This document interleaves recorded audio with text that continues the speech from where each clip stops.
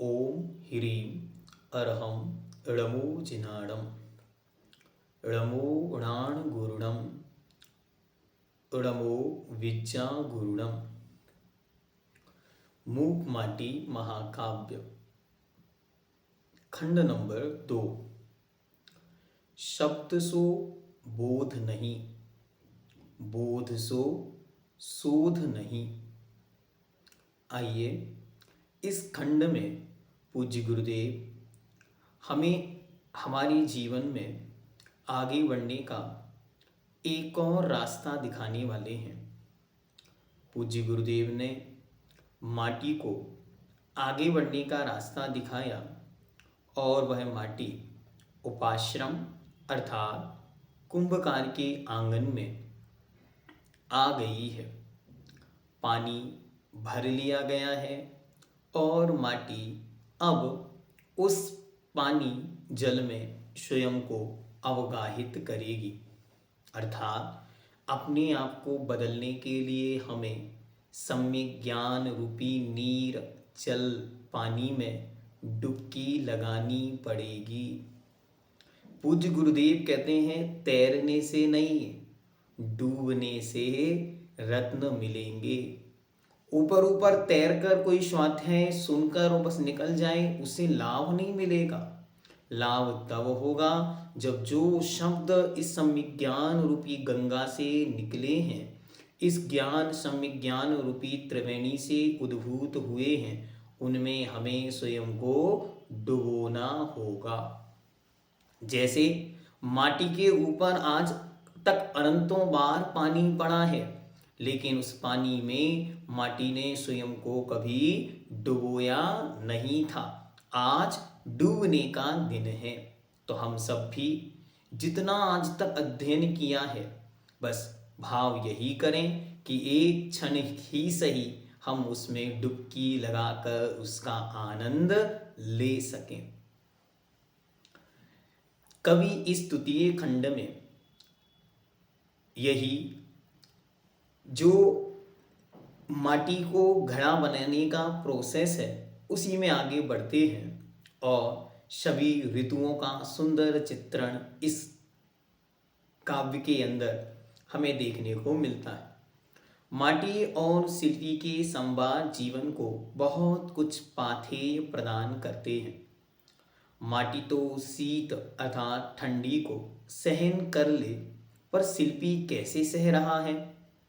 जैसे ही द्वितीय खंड की शुरुआत होती है और ऋतु आती है सर्दी की, सर्दी में ठुठरन है, तो माटी शिल्पी से पूछती है कि मैं तो सहजता से इसे सहन कर पा रही हूँ, लेकिन आप क्यों इसे सहन कर रहे हैं। तभी तो माटी कहती है काया तो काया है, जड़ की छाया माया है, लगती है छाया सी, सो कम से कम एक कंबल तो काया पर ले लो। उसे सुझाव देती है। आचार्य इस संदर्भ में अपरिग्रह के महत्व उपयोगिता का सटीक वर्णन करते हैं। वे गुरुदेव स्वयं अपरिग्रही हैं। स्वयं जिनके पास एक तिल तुष मात्र भी परिग्रह का कण क्षण नहीं है, वे सदा निर्ममत्व हैं, फिर भी वह गृहस्थ को कह रहे हैं कि अपनी उपयोगिता के लिए जो आवश्यक है कम से कम उतना तो ग्रहण कर लो। जितनी की आवश्यकता है उतना होना अनिवार्य है। यदि वह भी नहीं होगा तो गड़बड़ हो जाएगी। पूज्य गुरुदेव स्वयं नर्मदा का नरम कंकड़ इस काव्य के अंदर लिखते हैं, जिस साधु के पास कोड़ी है वह कोड़ी का नहीं, और जिस गृहस्थ के पास कोड़ी नहीं है वह भी कोड़ी का नहीं। समझ में आया। हाँ, जिस साधु के पास कोड़ी अर्थात एक पैसा एक रुपया भी है वह साधु साधु नहीं। क्यों? क्योंकि अपरिग्रह व्रत के अंतर्गत एक पैसा भी आप नहीं रख सकते। लेकिन जो गृहस्थ हैं, श्रावक हैं, वह अपने शावकोचित कार्य करने के लिए उसे निरंतर पैसे की आवश्यकता, धन की आवश्यकता होगी। यदि धन का अभाव होगा, धन नहीं होगा, तो धर्म ध्यान में निरंतर बाधा उत्पन्न हो सकती है, चांसेस पूरे पूरे बन जाएंगे। इसलिए क्या गुरु महाराज संकेतात्मक रूप से समझा रहे हैं। परिग्रह तो कमजोरी का प्रतीक है, वे नीति कर्म से विपरीत होते हैं। आत्मा का मूल स्वभाव तो मोक्ष की प्राप्ति ही है, अंतिम लक्ष्य तो वही है। उसके पूर्व जो अति आवश्यक है बस वह ग्रहण करने योग्य है, बाकी सब धीरे धीरे मर्यादित परिमाण में करते करते छोड़ना है। कभी काम वृत्ति में मन की विकार भावना का मनोवैज्ञानिक पहलू प्रस्तुत करते हैं। कभी माटी के खुदने, टूटने, फूटने और गलने की जीवन यात्रा की ओर आगे बढ़ता है। वह टूटन फूटन गलन ही तो अहम का तिरोहरण है। धीरे धीरे माटी में जो घटित हो रहा है वह हमारे जीवन से जुड़ता चला जा रहा है। हमारा जीवन भी कैसा है, अनेक अलग अलग परिस्थितियों में अलग अलग रूपों में परिवर्तित होता है। परिवर्तन और परिवर्धन निरंतर चलता चला जाता है। कितने ही रूपों में जीवन परिवर्तित होता है। हमारा आपका कर्तव्य है परिवर्तन को सहजता से स्वीकार करना। उस गुरुदेव कहते हैं, सुनो, परिवर्तन प्रकृति का स्वभाव है, नियम है, वह हुए बिना रहेगा नहीं, होगा। बस हमें क्या करना है, हमें ये देखना है उसकी दिशा क्या है। यदि वह परिवर्तन विपरीतता की ओर ले जा रहा है, यदि वह परिवर्तन हमें डिसअपॉइंटमेंट की ओर ले जा रहा है, यदि वह परिवर्तन हमें नीचे की ओर ले जा रहा है, पतन की ओर ले जा रहा है, तो हमारा कर्तव्य है कि हमें उस परिवर्तन को रोकना होगा। हमें प्रयास करना है कि हमारा परिवर्तन नियम से प्रोग्रेसिव हो, ऊपर की ओर हो। जो इसको हंसकर सहन कर लेता है वही नमन करने योग्य बनता है। जहां मन ना रहे वहीं तो पूर्ण तटस्थ स्थिति प्रज्ञता है। बदले की आग और अहम ही मनुष्य के पतन की निशानी है। किससे बदला लेना है? अब हमें बदला नहीं लेना है, अब हमें स्वयं को बदलना है। अब हमें अहंकार में नहीं, अब हमें अहम अर्थात आत्मा में स्थित होकर रहना है। अब हमें दूसरों को देखकर प्रतिकूलताओं को महसूस नहीं करना है, अपितु हर परिस्थिति में स्वयं को अनुकूल करना है। क्यों? मार्ग कठिन है, लेकिन मार्ग पर चले बिना उपलब्धि संभव नहीं है। इसलिए इस दृढ़ संकल्प को अपने अंदर विकसित करते हुए माटी अपनी यात्रा आगे लेकर चलती है। बदले का भाव बहुत सुंदर गुरु महाराज बादल, राहु, ग्रह, नक्षत्र, सूर्य आदि का उदाहरण प्रस्तुत कर बहुत सुंदर चित्रण प्रकृति के माध्यम से बदले की भावना और ईर्ष्या, अभिमान आदि का चित्रण करते हैं। बदले का भाव तो राहु है, जिसमें आत्मा का उत्तम चंद्र भी ग्रसित हो जाता है। इसी संदर्भ में कवि शूलों के महत्व तक को प्रतिपादित करते हैं, शूलों के दृढ़ मनोबल का चित्रण प्रस्तुत करते हैं। और आचार्य महाराज पास में ही एक गुलाब का पौधा होता है और उस गुलाब के पौधे से में जो कांटे हैं और जो फूल हैं, दोनों के बीच एक सुंदर संवाद होता है और दोनों के माध्यम से हमें प्रकृति से प्रेम करना सिखाते हैं। बतलाते हैं कि प्रकृति के बीच जो स्थितियां हैं उन्हें हमें कैसे स्वीकार करना है। कांटे अपनी जगह बहुत महत्वपूर्ण हैं। क्यों? उनके बिना गुलाब की रक्षा संभव नहीं। गुलाब की रक्षा कांटों के बिना हो नहीं सकती। लेकिन यदि गुलाब ही ना आए तो गुलाब का पौधा कौन अपने घर लगाएगा? इसीलिए दोनों एक दूसरे की महत्वता को समझेंगे तब कार्य निश्चित स्वीकृत होगा। मैंने परम पूज्य मुनि पुंगव श्री सुधा सागर जी महाराज के पवित्र चरणों में निवेदन किया कि गुरु महाराज जीवन कैसा होना चाहिए और हम लोग अपने जीवन को कैसा बनाएं। तो महाराज कहते हैं सुनो, बहुत अच्छी तरह उनसे चर्चा में जो जिज्ञासा समाधान के बाद थोड़ा सा समय मिलता है उसमें मैं मुनि महाराज के पास, मैं और महाराज जी बस दो ही लोग उपस्थित थे। मैंने उनसे बहुत सारे प्रश्न धीरे धीरे कर अलग अलग दिनों में पूछे।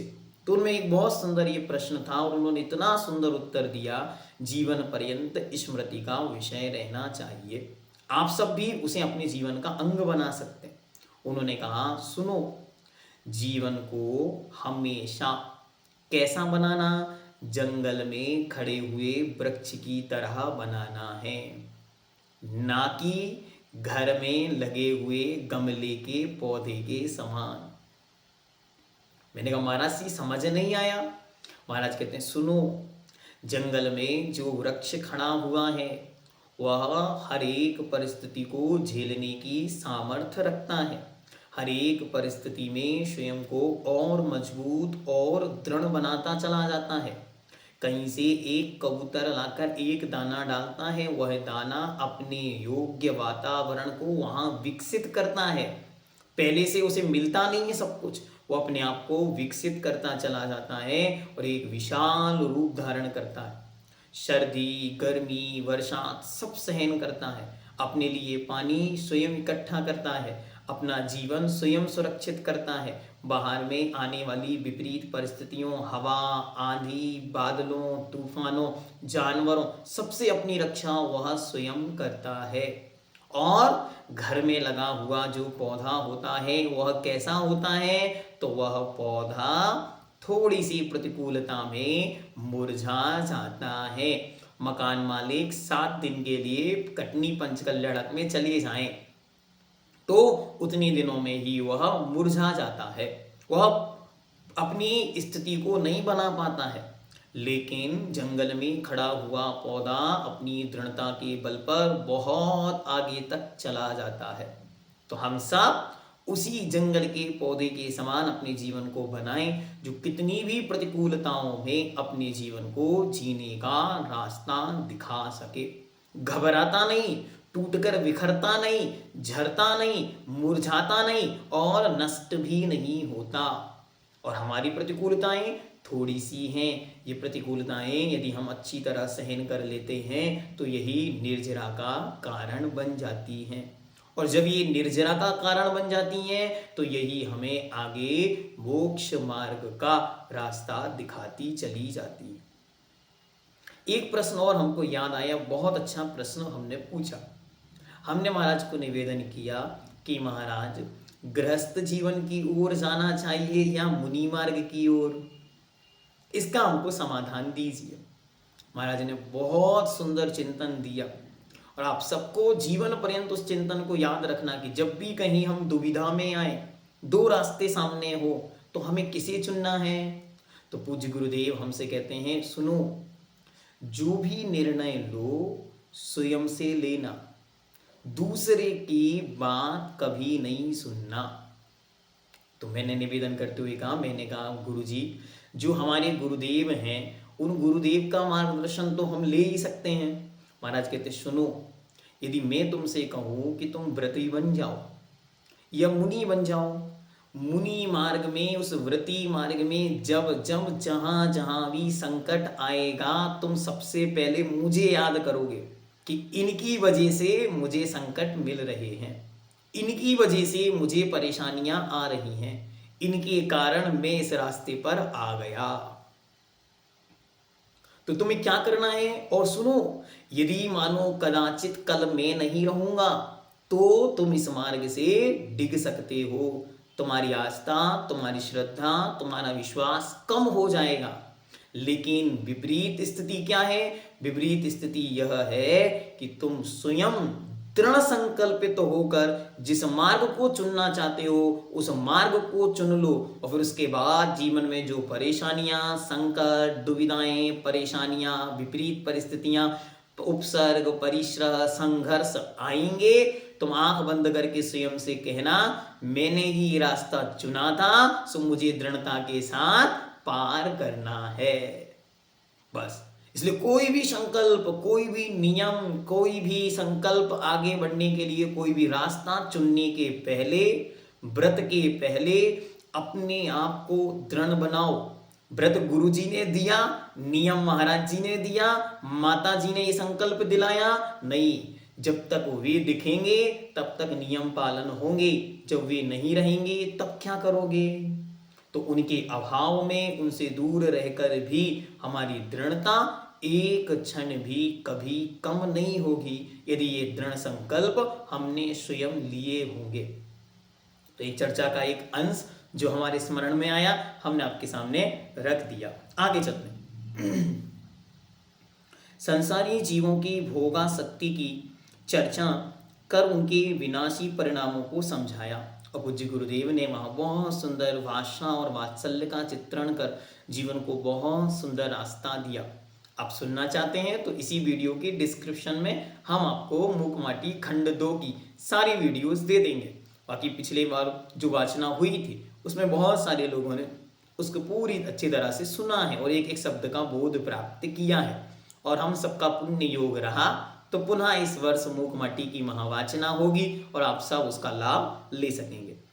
शिव द्वारा कामदेव को जला देने का उत्तम उदाहरण इस तथ्य के प्रदर्शन में, समर्थन में प्रस्तुत कर आचार्य महाराज ने अपनी समन्वय दृष्टि का भी परिचय दिया है। पूज्य गुरुदेव एक एक शब्द जो रख रहे हैं वो ऐसे हैं कि संसार का संपूर्ण मानव कोई भी उस ग्रंथ को पढ़ेगा, मूकमाटी को खोलेगा, उसे लगेगा यह मेरे लिए है और ये मेरा आत्म कल्याण करने वाला सर्वोत्कृष्ट ग्रंथ मुझे मिल गया।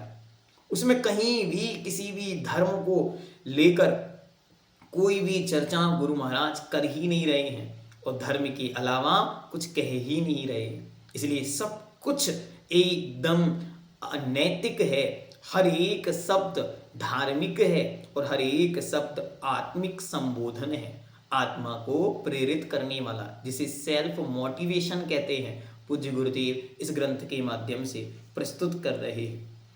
कृति में शिल्पी गुरु हैं जो सदैव क्षमा दया का ही सार्थक हैं, समर्थक हैं। कवि ज्ञान के साथ उसके उपयोग यानी चारित्र की भी विशेष महत्वता देते हैं।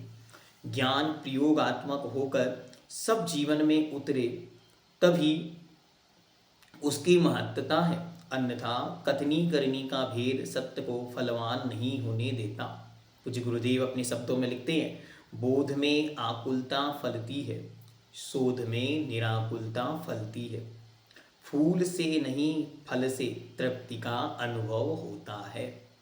ज्ञान के पुष्प खिले हैं, ठीक है, अच्छा है, आप पढ़ रहे हैं, लेकिन मात्र पढ़ने तक सीमित नहीं रहना, आगे भी बहुत कुछ है, वहाँ प्रयोगात्मकता तक बढ़ना अनिवार्य है। इसी प्रकार मनुष्य का मन ही समस्त दुख सुख का कारण है। दुख सुख वस्तु में नहीं मन में होता है। इसे भी पूज्य गुरुदेव मनोवैज्ञानिक सत्य का उद्घाटन करते हुए कहते हैं, मंत्र न ही बुरा होता है न ही अच्छा, मंत्र न ही अच्छा होता है न ही बुरा, अच्छा बुरा तो अपना मन होता है। अच्छा बुरा कौन है? अच्छा बुरा तो हमारा मन होता है। स्थिर मन ही वह महामंत्र होता है और अस्थिर मन ही पाप तंत्र स्वच्छंद होता है। एक सुख का सोपान है और दूसरा दुख का सोपान है। अब आपको क्या करना? गुरु महाराज संकेतात्मक ध्वनियां यहाँ दे रहे हैं, जिन्हें हमने मूकमाटी मंत्र के रूप में आपके सामने संकलित और संवर्धित किया है, प्रेषित किया है कि बार बार इन मूकमाटी के मंत्रों को स्मरण करो और अपने को दृढ़ बनाते हुए आगे की ओर बढ़ते चलो। वास्तव में पर पदार्थों के प्रति ही अधिक मोहित व प्रभावित हो रहा है, यही उसके दुख का मूल कारण है। प्रत्येक व्यक्ति का दुख का कारण क्या? पराश्रितपना, पर को देखना। जितना जितना मैं निज से दूर पर की ओर जाता हूँ, उतना ही मैं दुखी और होता चला जाता हूँ। इसलिए सबसे अच्छा काम क्या करना? पराश्रितपने से दूर हटकर स्वाश्रित निजाश्रित बनना। साहित्य की व्याख्या भी कवि प्रस्तुत करते हैं, वो कहते हैं, साहित्य हित का जो भाव है उसी का नाम साहित्य है, अर्थात जिससे हमारे जीवन का हित है वही साहित्य है। भगवान कुंद कुंद देव लिखते हैं कि देखो श्रुत कैसा है, सागर के समान विशाल है, और समय कालो थोवो, समय थोड़ा सा है, और मदी मदी में दुम मेहा, और मेरी मति बुद्धि थोड़ी सी है। क्या करें? तो कहते हैं इतना सीखना है, जन्म मरण क्षय करणम सिक्खा, जिससे जन्म मरण का नाश हो जाए, बस इतना ही इस भव में, इस जन्म में हमें सीखना है। और मैं आप सबसे कहना चाहता हूं कि जन्म मरण के क्षय के लिए, एक सुंदर जीवन जीने के लिए मूकमाटी पर्याप्त है। तो हम सब अपने पास एक एक मूकमाटी महाकाव्य को रखें और रोज एक पेंसिल से कुछ पन्ने उसके पढ़ें, और उस पेंसिल से इम्पोर्टेंट पंक्तियां या इम्पोर्टेंट चिंतन अपने सामने रेखांकित करें और कॉपी में लिखते चले जाएं। फिर उन पर विचार करें। मात्र पंक्तियां पढ़कर छोड़ना नहीं है, उन पंक्तियों पर उस दिन विचार करें कि आज इस पंक्ति से हमें अपने जीवन में क्या चेंज करना है, इन पंक्तियों से हमें अपने जीवन में क्या गिव अप करना है, क्या छोड़ना है, और क्या हमें टेकअप ग्रहण करना है। तो क्या हमें छोड़ना है, क्या हमें दूर करना है, इस पर बहुत अच्छी तरह चिंतन विचार और मनन करना है। प्रवचन कला में प्रवचनकार, लेखन कला में लेखक, दोनों लौट जाते हैं अतीत में। कवि वर्तमान राजनीतिज्ञों की पद लालसा पर भी व्यंग करने से नहीं चूकते। सत्ता शांति की समर्थक बने, यही उनकी अभिलाषा है और उनका संदेश है। प्रत्येक कार्य में सफलता मिलती है जब आस्था की आधारशिला मजबूत होती है। इसलिए भगवान पूज्य उमा स्वामी देव ग्रंथराज तत्वार्थ सूत्र का उद्घाटन ही श्रद्धांजलि से करते हैं। सम्यक श्रद्धा, समीचीन विश्वास, यही मोक्ष मार्ग की नहीं, संसार के प्रत्येक मार्ग की और संसार में प्रत्येक वस्तु की आधारशिला विश्वास हुआ करता। यदि विश्वास नहीं तो कोई भी रिश्ता टिक नहीं सकता, यदि विश्वास नहीं तो कोई भी मार्ग में आगे बढ़ नहीं सकता, विश्वास नहीं तो कोई भी संबंध चल नहीं सकता, विश्वास नहीं तो कोई भी कंपनी, कोई भी स्टार्टअप आप स्टार्ट नहीं कर सकते। तो क्या चाहिए? पहले विश्वास, जिसका नाम है सम्यक दर्शन। तो समीचीन श्रद्धा यदि मजबूत है तो आपका रास्ता स्वयं ही शास्त्रावन उपदेश देता है। यही आस्था तो पत्थर को भी प्रभावित करती है। कवि स्वार्थ के कारण देश समाज का हित करने वाले वेतन भोगियों पर मार्मिक व्यंग करते हैं, और वे कहते हैं वेतन वाले वतन की ओर कम ध्यान दे पाते हैं। पूज्य गुरुदेव संबोधन करते हुए समझा रहे हैं, वेतन की वाले वतन की ओर कम ध्यान दे पाते हैं। मनुष्य के जीवन की सार्थकता है कि वह अपने कर्तव्य पथ पर ही अनेक कष्टों में भी दृढ़ता से डटा रहे। यही आस्था की सच्ची पहचान है। कवि माटी और पल्लव के मध्य संवाद योजना प्रस्तुत कर मान, वीर रस, रौद्र रस, कषाय, हास्य, त्रिगुण आदि भावों को विस्तार से समझाते हैं। जब हम मूक माटी पढ़ते हैं, इतना सुंदर चित्रण वहाँ अंकित होता है, वो बहुत सुंदर शब्दों में गुरु महाराज एक एक रस का सुंदर चित्रण करते हुए जीवन के में आने वाली अनेक परिस्थितियों के उतार चढ़ाव में होने वाले हमारे भाव, हमारे परिणामों की ही मानो परीक्षा वहां ले रहे हैं। साधक अब घाम नहीं धाम, राग नहीं पराग का आकांक्षी बने, इसी तत्व की ओर आकर्षित करता है। मानव का जीवन संगीतमय अर्थात सही अर्थों में गीतमय आनंदमय बने। पूज्य गुरुदेव कहते हैं संगातीत जो होता है उसे ही मैं संगीत मानता हूँ। संगीत उसे मानता हूँ जो संगातीत होता है, और प्रीति उसे मैं मानता हूँ जो अंगातीत होती है। मेरी संगीत है, स्वप्न स्वरों से अतीत है। अर्थात पूज्य गुरुदेव कहते हैं कि दुनिया में हर एक व्यक्ति प्रेम किससे करता है? शरीर से। और मेरी प्रीति कैसी है? आत्मा से है। तो वह प्रीति अंगातीत है और संगीत में उसे मानता हूं जो कैसा है? संग से अर्थात परिग्रह से अतीत है, रहत है। उसे पूज्य गुरुदेव ने बहुत सुंदर शब्दों के साथ यहाँ प्रस्तुत किया। माँ माटी तो त्यागमयी है, मिटने का आनंद वही जानती है। आज का कवि उस आनंद को लेखनी से व्यक्त भी करता है। आज के मानव की विडंबना है कि वह आदि पुरुष द्वारा निर्देशित पथ अर्थात रास्ते पर चल ही नहीं रहा। पूज्य गुरुदेव वहां लिखते हैं, ऋषि बनो या कृषि करो, यही उन आदि ब्रह्मा का उपदेश है।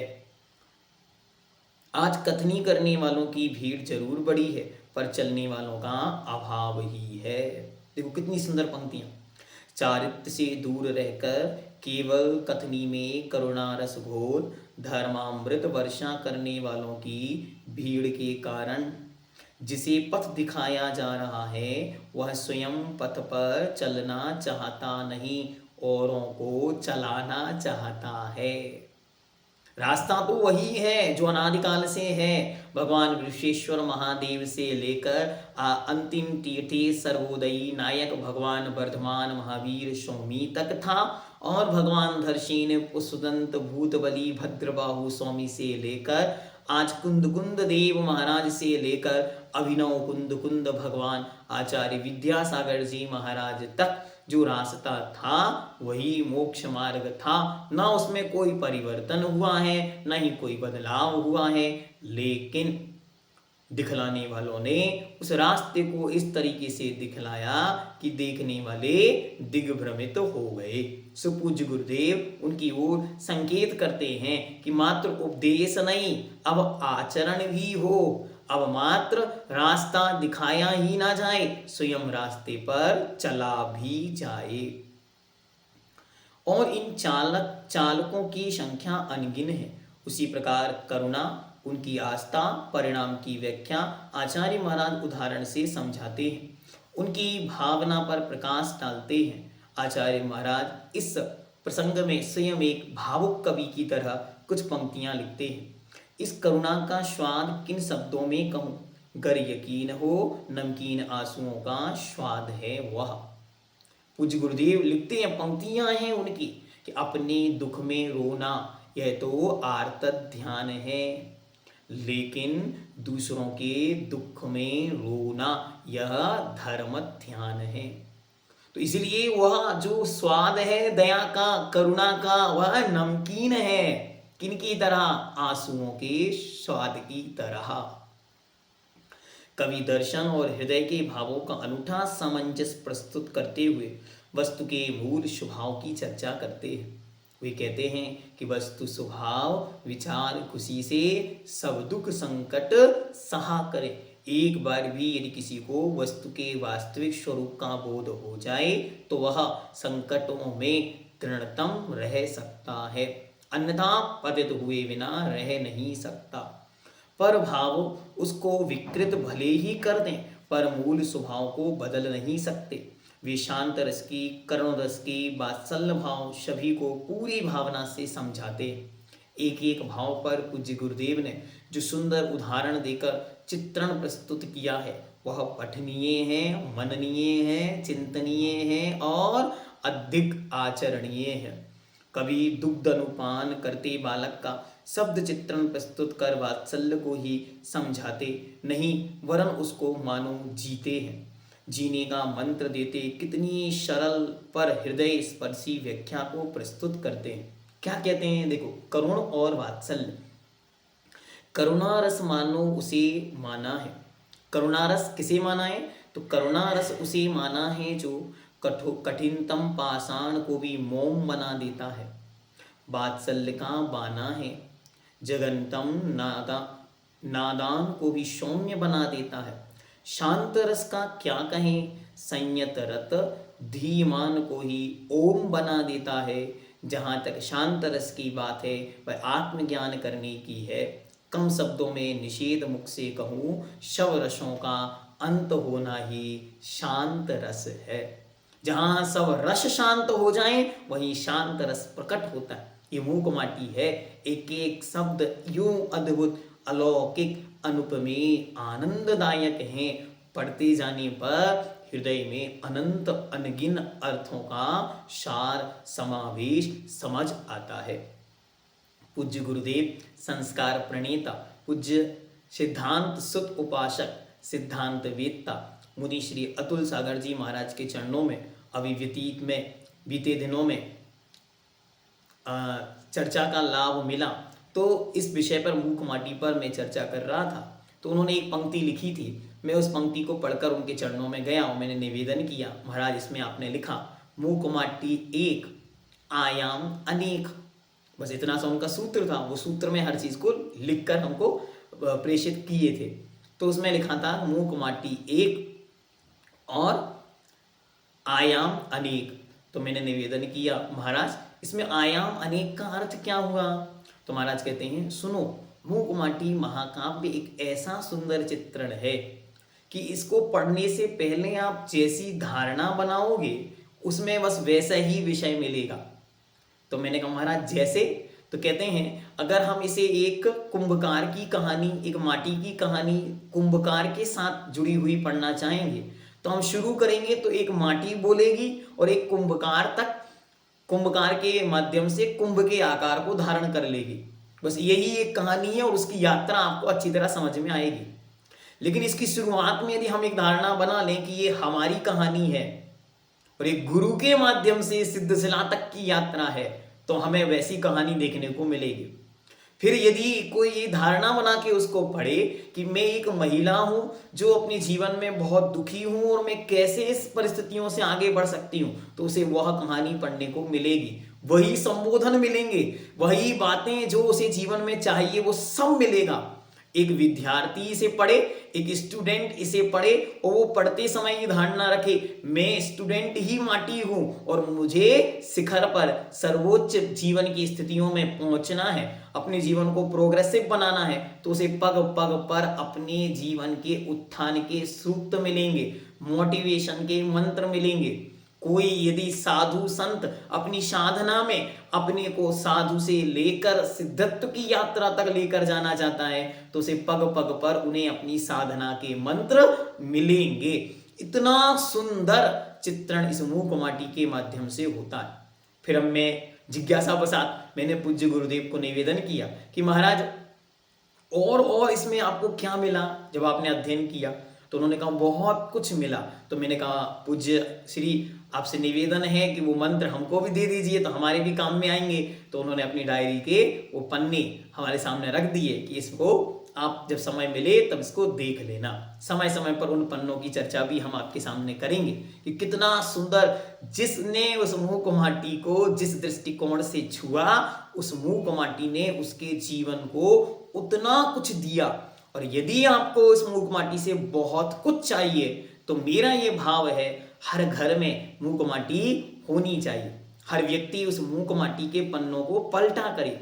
रोज हम पूज्य गुरुदेव आचार्य भगवंत श्री विद्यासागर जी महर्षि राज के इस प्रथम स्मृति दिवस पर यदि उनके चरणों में सच्ची भावांजलि, विनयांजलि, श्रद्धांजलि चढ़ाना चाहते हैं तो बस एक संकल्प हम सब कर लें कि प्रतिदिन मूक माटी का कम से कम एक पेज हम रोज पढ़ेंगे।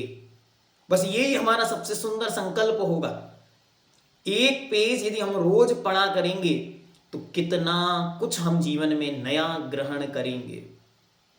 और फिर जैसा पढ़ने का तरीका मैंने आपको बताया, यदि आप वैसा पढ़ेंगे तो फिर तो गजब हो जाएगा। वो क्या करना है, एक पेंसिल हाथ में लेनी है और सामने एक डायरी या पेज रखना है। और क्या करना है, यहां आप एक पेज पढ़ें और उस पेज से आपको क्या मिला, क्या गुरु मंत्र मिला, क्या मूक माटी मंत्र मिला, क्या नई बात मिली, उसे अंडरलाइन करेंगे, कॉपी पर नोट डाउन करेंगे और फिर उसकी व्याख्या अपनी चिंतन, अपने मनन, अपने विचारों से स्वयं करते हुए सामने प्रस्तुत करेंगे।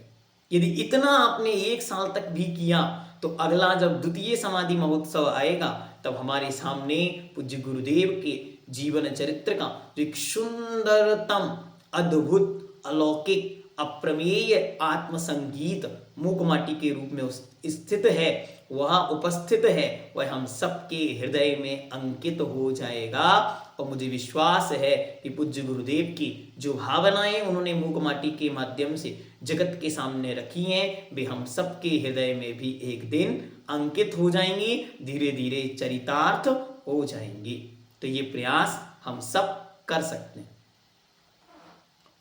आचार्य दार्शनिक दृष्टि से संसार की व्याख्या भी नए बिंब प्रतीकों से समझाते हैं। कुंभकार माटी को जल से प्रभावित कर छूता है, जिससे माटी के अंग अंग में पुलकन दौड़ पड़ती है। और अब माटी पर फिर चर्चा चालू हो जाती है। माटी को छूता है और ऐसा माटी फील करती है मानो मेरा सर्वस्व बदल रहा है।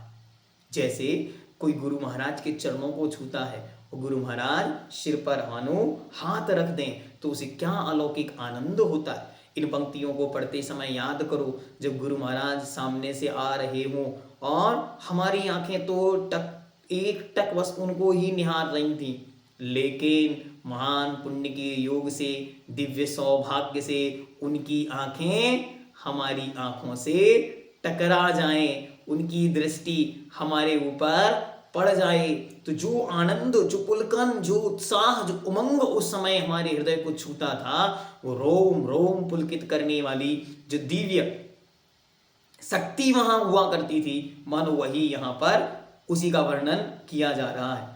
संवेदनशील भोक्ता भोग माटी में आनंद उल्लास भर देता है। माटी चाक पर घूम घूम कर ऊपर उठती है, नए रूपों को ग्रहण करती है। शिल्पी हाथ से उठाकर उसे स्वरूप प्रदान करने के लिए उस पर जो खोट हैं उन पर चोट भी लगाता है। और क्या करता है गुरु महाराज, अंदर हाथ लगा के बाहर से हमारी गलतियों को ठीक करते हैं। यहाँ शिल्पी का लक्ष्य चोट करना नहीं अपितु खोट को दूर करना है। कभी पुनः बौद्धिक दृष्टि के प्रयोग से 9 के अंक की महत्वपूर्ण जो संरचना है, चमत्कार है, वो वहां पर प्रस्तुत करते हैं। बहुत सुंदर शब्दों में 9 के अंक को पूज्य गुरुदेव उस जो कुंभ है उस कुंभ पर अंकों का अंकन करते हैं, चित्रों का अंकन करते हैं और उन चित्रों के अंकन से मानो बहुत सारे संदेश, बहुत सारे सूत्र, बहुत सारे साहित्यिक दृष्टिकोण, बहुत सारे नैतिक, राजनैतिक, आध्यात्मिक, सामाजिक, धार्मिक मौलिक चिंतन हम सबके सामने प्रस्तुत करते हैं। क्या क्या वे उस पर अंकित करते हैं तो बहुत सारी चीजें उसके ऊपर देखने को मिलती है। कुछ छोटी छोटी कविताएं भी, कुछ कम शब्दों में कही जाने वाले वाक्य भी उस कुंभ के ऊपर दिखाई पड़ते हैं। तो सबसे पहले 9 के अंक का चित्रण वहां किया जाता है। लगता है कवि कविता और गणित के पारस्परिक संबंध को जोड़ता है, पर 63 और 36 इनका अंकन भी गुरु महाराज बहुत सुंदर चित्रण के साथ करते हैं और कहते हैं कि 6 के आगे 3 हो ये विश्व शांति का योग के अंकों द्वारा समन्वय या विरोध के मनोभावों को प्रस्तुत कर आधार करता है। कितना सुंदर आचार्य महाराज ने चित्रण दिया, यह हमारी दृष्टि को एकदम से बदल देने वाला है। आप अपनी आंखों के सामने एक 6 का अंक लिखिए, ठीक है, और लिखकर छोड़ दिया। अब सामने से कोई व्यक्ति आया और उसने उस अंक को देखा, देखकर क्या कहता है, ये क्या बना हुआ है? वह कह रहा है ये तो 9 बना हुआ है। एक व्यक्ति इस तरफ से आया तो कहता है ये 6 बना हुआ है। एक व्यक्ति इस तरफ से आता है तो कहता है तो बड़ा ऊ बना हुआ है। एक व्यक्ति दूसरी तरफ से आता है, कहता है छोटा ऊ बना हुआ है। हर व्यक्ति एक परिस्थिति को, एक कंडीशन को, एक स्थिति को अपनी अपनी स्थिति, अपने अपने नजरिए, अपनी अपनी पोजीशन के हिसाब से देखता है। कोई भी व्यक्ति उस वस्तु, उस स्थिति और उस परिस्थिति की समग्रता को नहीं देख सकता। उसे कौन देख सकता है? जो स्वयं उस परिस्थिति को जी रहा हो, जो स्वयं वहां उपस्थित था जब उस 6 के अंक को बनाया गया था। इसीलिए जीवन में जो परिस्थितियां बनी हैं, जो कुछ घटनाएं घटी हैं, जो कुछ भी हुआ है, वह सब कुछ का पूर्ण व्याख्यान उसका पूर्ण वर्णन हम और आप नहीं कर सकते, वो जो वहां मौजूद था बस वही कर सकता है। इसीलिए व्हाट्सएप पर एक छोटी सी घटना देखकर अपने मन को आकुलित व्याकुलित मत करो। कोई एक छोटा सा मैसेज पढ़कर किसी के प्रति अपनी धारणाएं विकसित मत करो। दो लोगों के मुख से सुनी हुई बातों से अपने जीवन में धारणाएं विकसित मत करो, अपितु यह सोचो वहां क्या हुआ होगा हमको नहीं खबर। तो ये उदाहरण पूज्य गुरुदेव ने जो उस कलश के ऊपर, जो उस कुंभ के ऊपर, जो उस घड़े के ऊपर सुंदर सुंदर रूप में दिए, वो हमारे जीवन को परिवर्तित, संवर्धित और आनंदित कर देने वाले हैं। सज्जन और दुर्जनों की पहचान में प्रतीक अंक हैं। आज के विश्वासघाती मनुष्य पर, उसकी विश्वासघाती प्रवृत्ति पर चोट करते हुए वे गुरु महाराज लिखते हैं। क्या लिखते हैं? देखो कितना सुंदर चित्रण है उनके मस्तिष्क में, जिसे वे शब्दों के माध्यम से संसार के सामने संबोधन करते हुए कहते हैं। सिंह और श्वान का चित्रण भी बिन बोले ही संदेश दे रहा है। शेर कभी पीछे से चोट नहीं करता, जबकि श्वान पीछे से काटता है। श्वान सभ्यता संस्कृति की इसलिए निंदा होती है कि वह अपनी जाति को देखकर धरती खोदता गुर्राता है। सिंह अपनी जाति में मिलकर जीता है। राजा की वृत्ति ऐसी ही होती है, होनी भी चाहिए। इसी संदर्भ में कवि कछुआ और खरगोश के उदाहरण देकर साधक की दशा स्थिति का चित्रण करते हैं। साधक को समझाते हैं, सुनो, जल्दी जल्दी नहीं, साधना के पथ पर धैर्य, धीरज, संतोष अनिवार्य होता है और प्रमाद नहीं करना। अभी तो सो जाओ, रास्ता लंबा थोड़ी ना है, थोड़ा सा है, नहीं, हमेशा जागृत रहो। आगे स्यादवाद की सरलतम व्याख्या भी ही और भी के माध्यम से पूज्य गुरुदेव करते हैं कि यह सारा संसार कहाँ चले, यह भी ही से भी की ओर चले, विश्व शांति का योग। और मुड़कर परस्पर प्रेम के संदेश की गाथा का उद्घोष करते हैं। कवि आत्मालोचना करते हुए स्वयं को दोगला कहकर मानो प्रतिक्रमण द्वारा आलोचना ही करके सबको आत्मालोचना द्वारा स्वयं परिशुद्ध होने का मार्ग प्रशस्त करते हैं। और वहां भी कहते हैं, मैं दो गला, ऐसा करके उन्होंने मानो स्वयं का प्रतिक्रमण ही किया हो और संसार को बताया कि अपनी कमी गलतियों को छिपाकर आज तक हम दो मुखी या दो गले वाले बनते रहे। तो अब क्या करो, मैं दो गला, अपने आप को अब गला दो। मैं का अर्थ यहाँ अहंकार, अहम, मान कषाय, इसका क्या करो, इसे अब गला दो, खत्म कर दो। यही भाव अनुपम को तप की ओर उन्मुख करता है। यही तप वर्षा यानी सच्चे सुख का कारण है। मनुष्य का जीवन नदी सा निर्मल व प्रवाहित रहे, उसकी सार्थकता है। जीवन में यौवन वसंत भले ही हो, पर वह पतझड़ सा झर भी जाता है। इसलिए संयम और रचना पर रच ना रहे तभी संभव होता है। पुनः कभी उपाध्याय की भूमिका का निर्वाह कर संसार के उत्पाद, व्यय और धौव्य तत्व की महत्ता, संसार की रचना, परिवर्तन आदि का तात्विक बोध सरल शब्दों में प्रस्तुत करते हैं। वे बीच बीच में उन्हें याद आ जाता है कि वे एक जैन आचार्य भी हैं, वे एक जैन दार्शनिक भी हैं। इसलिए जैन दर्शन के, जिनेन्द्र सिद्धांत के प्रतिपाद्य विषयों को वे बीच बीच में समाविष्ट भी करते चले जाते हैं। इसी प्रसंग में एक संदर्भ हमको बहुत सुंदर याद आया, जो अभी अभी पूज्यवर मुनि श्री अभय सागर जी महाराज के मुख से सुना, वो आप लोगों को सुनाते कि मूकमाटी महाकाव्य की जब रचना हुई और उसके बाद बहुत सारे विद्वानों को वो मूकमाटी ग्रंथ भेजा गया, उन्होंने पढ़कर अपनी अपनी समीक्षाएं प्रस्तुत की। उनको प्रस्तुतिकरण करने के बाद एक विद्वान ने पूरा ग्रंथ अच्छी तरह पढ़ा और पढ़कर वो एक पंक्ति लिखता है। पंक्ति आप सब भी सुनेंगे तो बहुत सुंदर चिंतन का विषय, कैसे कैसे लोग किस पंक्ति को पढ़कर क्या विचार करते हैं। तो वह लेखक लिखता है कि कवि एक राष्ट्र हित चिंतक हैं और वैश्विक स्तर पर वे एक राष्ट्रीय संत भी हैं, और जब वे लिखते हैं तो वे एक सामाजिक लोक संत भी हैं। वे लोक संत होते हुए भी वे अपने आप को जैन आचार्य हैं ऐसा बचा नहीं पाते। क्यों? क्योंकि कवि ने जब लेखनी लिखना शुरू किया तब तो माटी शब्द से लेखनी का प्रारंभ किया और नाम भी दिया मूक माटी। लेकिन लिखते लिखते कवि कुंभ पर पहुंच गए और अंत जब हुआ तब वो माटी कुंभ में परिवर्तित हो गई। मतलब अब आप लोग क्या समझे हमको नहीं पता, लेकिन अंत में देखो क्या बोलता है वो। लेखक लिखता है, सुनो, क्योंकि कभी दिगंबर जैन आचार्य हैं और दिगंबर जैन मत के अनुसार स्त्री पर्याय से मुक्ति नहीं होती, इसीलिए मूक माटी यद्यपि स्त्री का चित्रण था, लेकिन कवि ने आगे चलकर उसे एक पुरुष अर्थात कुंभ का रूप दे दिया, क्योंकि मुक्ति तो पुरुष पर्याय से ही संभव है। जब उस लेखक ने ये पंक्तियां लिखकर पूज्य मुनिश्री के पास भेजी तो पूज्य मुनिश्री ने गुरु महाराज के चरणों में निवेदन किया कि महाराज देखो, इसने ऐसा चित्रण करके ऐसी पंक्तियां लिखी। तो गुरु महाराज हंसते हुए कहते हैं, लिखा तो सही है, लेकिन मेरे मन में अभी तक ये भाव नहीं था।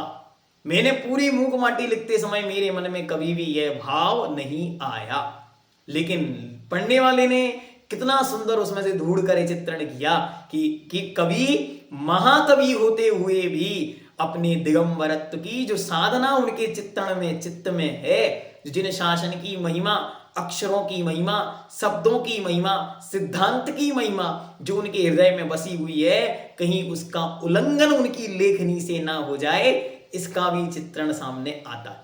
इसलिए लेखक लिखते समय पूरे जिन शासन की समग्र तात्विक मीमांसा चिंतन अपने साथ लेकर चल रहे हैं, साथ ही साथ ये ग्रंथ लोक में कैसे जाए, तो इसे लौकिक जनभाषा में सरलतम व्याख्यान के साथ सरलतम शब्दों में और लोक भाषा हिंदी भाषा जनभाषा में जन शब्दों में इसका प्रस्तुतिकरण, ये सारी चीजें आचार्य महाराज को विश्व में सबसे श्रेष्ठ और सबसे सुंदर महाकवि बनाती हैं। अब एक विशेषता और हम आपको इसकी बताते हैं। इस मूक माटी महाकाव्य की एक ये भी विशेषता है कि इसका एक अक्षर भी रात्रि में नहीं लिखा गया, क्योंकि इसको लिखने वाले अहिंसा के इस धरती के सर्वश्रेष्ठ पुजारी थे और वे रात्रि में अपनी कलम नहीं चलाते थे। इसलिए वे क्या करते थे, तो सुनो वो क्या करते थे। वे संध्या के समय भक्ति के बाद जो कुछ समय बचता था, उस समय कुछ ग्रंथों का अभ्यास करते थे, उसे पढ़ते थे और रात्रि में उन सब पर चिंतन मनन करते थे। वे मात्र अल्प निद्रा को धारण करने वाले, 2:30-3 बजे उठ जाने वाले, उतने बजे 3 बजे से लेकर सुबह 6 बजे तक निरंतर अपनी चिंतन से जो कुछ प्रकट होता था उसे फिर वे दिन में सूर्य के प्रकाश में लिखा करते थे। तो इसलिए ये एक अहिंसक महापुजारी की आत्मा का नवनीत वात्सल्य है, जो उन्होंने संसार के कल्याण के लिए हम सबके सामने रखा है। इसलिए एक मूक माटी महाकाव्य दुनिया का सर्वश्रेष्ठ महाकाव्य है और इसकी सैकड़ों विशेषताएं हम आपको समय समय पर आगे बतलाएंगे। तो उन्होंने क्या तात्विक चिंतन दिया उसको यहां पर रखते। आना यानी जन्म उत्पाद है, जाना यानी मरण व्यय है, लगा हुआ यानी स्थिर धौव्य है, मनुष्य स्वयं का निर्माता है, स्वयं ही विनाशक है, अपना स्वामी आप है, अपना कामी आप है। ये गुरुदेव का उपज्वर भगवान कुंद देव की पंचास्तिकाय रखना हो, चाहे भगवान पूज्यवर उमा स्वामी देव का पूज्यबा देव का 5वां अध्याय रखना हो, चाहे जिनेंद्र भगवान के मुख से निकला शाश्वत सत्य रखना हो, सुंदर शब्दों में आना मतलब उत्पाद, जाना मतलब व्यय और बना रहना यही धौव्य है। ऐसा सुंदर चित्रण उन्होंने किया। इन सरल शब्दों द्वारा जीवन की व्याख्या कर गागर में सागर को भर दिया। दूसरे खंड में वास्तव में महाकवि से अधिक आचार्य विद्यासागर, और हम सब कहें तो दिगंबर जैन आचार्य विद्यासागर जी अधिक रहे। पहले खंड में वे मात्र कवि थे जो एक प्रकृति का स्पर्शन कर संपूर्ण संसार का चित्रण कर रहे थे, लेकिन वे यहाँ आते आते एक तात्विक युग दृष्टा और जिन शासन के आध्यात्मिक युग पुरुषों में जो जिन शासकीय सिद्धांत हैं उनका प्रतिपादन अधिक कर रहे हैं। जैन दर्शन के विविध पहलुओं पर उनकी जो मार्गदर्शन प्राप्त हुआ, जो पददर्शिका बनी, माटी और शिल्पी का वार्तालाप, उसमें प्रतिपादित सिद्धांत की व्याख्या द्वारा आचार्य इन संसारी जीवों को मुक्ति पथ की ओर अग्रसर होने, सच्चे मनुष्य बनने, मानवता को सही अर्थों में समझने का बोध देते हैं, और बोध से बढ़कर भी शोध देते हैं कि सुनो, मात्र बोध से नहीं शोध से काम होगा, अर्थात practical knowledge is a best knowledge. ऐसा गुरु महाराज उपदेश देते हैं कि शब्द सो बोध नहीं, शब्द तो बहुत हैं, लेकिन जब तक शोध नहीं अर्थात प्रैक्टिकल नहीं, आचरण नहीं, तब तक कार्य की सिद्धि होगी नहीं। बोध सो शोध नहीं, और किन्हीं किन्हीं के पास बोध है लेकिन उसका प्रैक्टिकल नहीं है, तो आचार्य महाराज दोनों चीज़ों को लाकर प्रस्तुत करने के लिए हम सबको ये द्वितीय खंड प्रस्तुत कर रहे हैं। ये द्वितीय खंड का सार संक्षेप आपके सामने रखा गया। इसका पूरा विस्तृत वीडियोस इसकी डिस्क्रिप्शन बॉक्स में आपको मिल जाएगा, तो आप वहाँ से उसे पढ़ सकते हैं और उसका लाभ ले सकते हैं। आगे तृतीय खंड पर हम लोग पुनः मिलेंगे। जैनम जयतु शासनम।